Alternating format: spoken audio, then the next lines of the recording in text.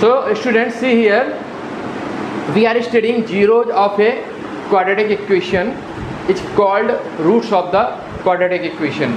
So remember, in a quadratic equation there will be two zeros, because if we see the graph, so graph cuts the x-axis at two places. Understand, its highest power is 2. So we can see it has two zeros. It has two zeros. Like you can see in the graph, it is cutting the graph in two places, and we are naming the zeros alpha and beta. And alpha and beta are also called roots of the quadratic equation. Roots of the quadratic equation, remember, in mostly book is denoted by alpha and beta. Okay.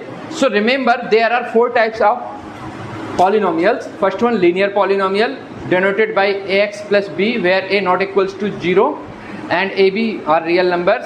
And remember, in a linear polynomial, the graph of the linear polynomial will be always a straight line, and it will cut x-axis only at one place. Similarly, in quadratic polynomial, always remember its standard form is ax square plus bx plus c is equal to 0, where a not equals to 0 and a, b, c are real numbers. Remember, quadratic polynomial graph is a parabola.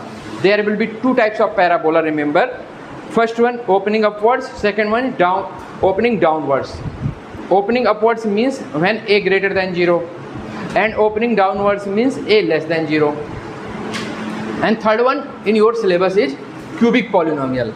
The standard form of a cubic polynomial is ax cube plus bx square plus cx plus d, where a not equals to 0 and abcd belongs to r. abcd belongs to r means abcd will be real numbers, and it cuts x-axis in three places. This one first place, second place, and third place. So it has three zeros. We can see cubic polynomial has three zeros. Similarly, biquadratic polynomial, the standard equation of a biquadratic polynomial is ax to the power 4 plus bx cube plus cx square plus dx plus e, where a not equals to 0, and it has four zeros, and its graph is cutting x-axis on four places.